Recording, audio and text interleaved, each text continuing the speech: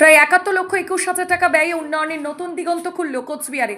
উত্তরবঙ্গ রাষ্ট্রীয় পরিবহন সংস্থার উদ্যোগে কোচবিহার নিউ বাস স্ট্যান্ডে নির্মিত হলো আধুনিক ট্রাফিক কন্ট্রোল বিল্ডিং।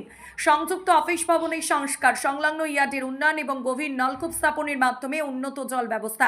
পরিকাঠামোর আনুষ্ঠানিক উদ্বোধন করেন সংস্থা চেয়ারম্যান পার্থ প্রতিম রায়। ফিতে কেটে তিনি নতুন ভবনের সূচনা করেন। একই দিনে কোচবিহার রিক্রিয়েশন ক্লাব ভবনের আধুনিক ডাইনিং হল, নতুন রান্নাঘর ও সংরক্ষণাগারেরও উদ্বোধন করা হয়। চেয়ারম্যান জানান, সংস্থার পরিষেবা আরও গতিশীল ও আয় বৃদ্ধি করতে ধারাবাহিক পদক্ষেপ নেওয়া হচ্ছে। ভবিষ্যতে রিক্রিয়েশন ক্লাব ভবনটি সাধারণ মানুষের জন্য বিয়ে বা বিভিন্ন সামাজিক অনুষ্ঠানে ভাড়ায় দেওয়ার পরিকল্পনা রয়েছে। এর ফলে যেমন সংস্থার আয় বাড়বে, তেমনি সাধারণ মানুষও একটি পরিকাঠামোগত সুবিধাও পাবেন।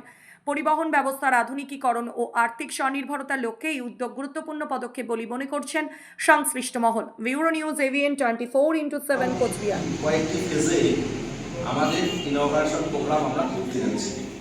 আজকে প্রথম পর্যায়ে 2 তারিখ আমরা এই যে একটা বিল্ডিং, পুরনো বিল্ডিং ছিল, এটাকে আমরা রেনোভেট করেছি এবং পেছনে একটা কাঠের বিল্ডিং ছিল, সেটাকে ভেঙে আমরা নতুন বিল্ডিং করে সেখানে প্যাসেঞ্জারদের বসবার জায়গা, প্যাসেঞ্জারদের টয়লেট, লেডিস এবং জেন্টস টয়লেট, আমাদের ট্রাফিক কন্ট্রোল সিস্টেমের রুম আমরা সেটা তৈরি করেছি।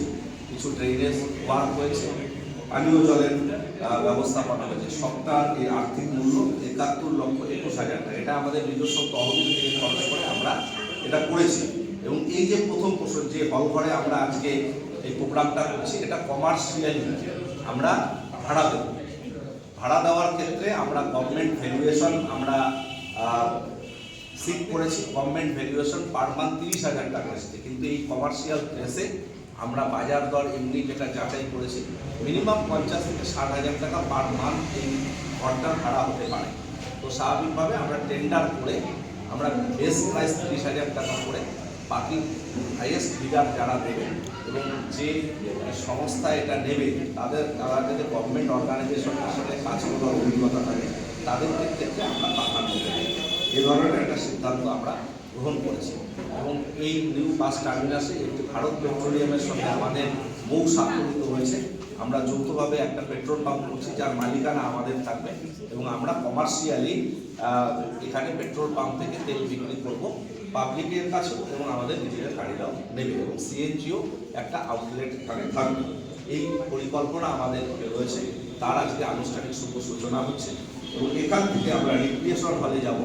রিক্রিয়েশন হল ঘর আমরা প্রাথমিকভাবে সংস্কার করেছি, কিন্তু তার পেছনে আমাদের বিয়ে বাড়ি ভাড়া দেওয়ার পরিকল্পনা দীর্ঘদিন থেকে আছে এবং হচ্ছেও, কিন্তু বসবার জায়গা, খাওয়ার জায়গার অভাব ছিল।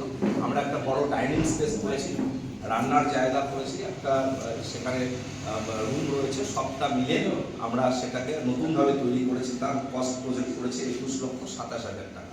সেটা এখান থেকে উদ্বোধন করার পর ওখানে উদ্বোধন করব। আর আগামী ২৬ তারিখ আমরা আরও বেশ কিছু কর্মসূচির আনুষ্ঠানিক উদ্বোধন করব। আপনাদের সেখানে আমন্ত্রণ থাকবে। সেন্ট্রাল বাস টার্মিনাসে সেখানে ফ্লোর তৈরি হয়েছে এবং সেখানে মেকানিক কিট তৈরি হয়েছে, গাড়ি সারাই করবার। এবং তার সঙ্গে সবথেকে উল্লেখযোগ্য যেটা পদক্ষেপ, আমরা স্মার্ট কার্ড সেদিন আনুষ্ঠানিকভাবে আমাদের কিছু প্যাসেঞ্জারের হাতে তুলে দেব। সেটা সেখানে করা হবে। আগামী ২৬ তারিখ আমরা এই কর্মসূচিটা করব এবং আমাদের ইচ্ছে রয়েছে আমাদের পরিবহন ভবন প্রায় ১,২৫,০০,০০০ টাকা ব্যয়ে আমরা পুনর্নির্মাণ করেছি। তো সেটা আমরা মাননীয় মুখ্যমন্ত্রী মমতা বন্দ্যোপাধ্যায়ের দ্বারা উদ্বোধন করতে ইচ্ছুক। আমরা প্রস্তাব পাঠাচ্ছি, তিনি ভার্চুয়ালি উদ্বোধন করুক, এটা আমরা চাই। কারণ এত বড় একটা প্রজেক্ট তার হাত দিয়ে উদ্বোধন হবে বলে আমরা বিশ্বাস করি। এবং আমাদের একটা তোরণ তৈরি হচ্ছে, সেই তোরণ এই তোমরা চুপ করো না, কি হলো, তোরণ তৈরি করছি।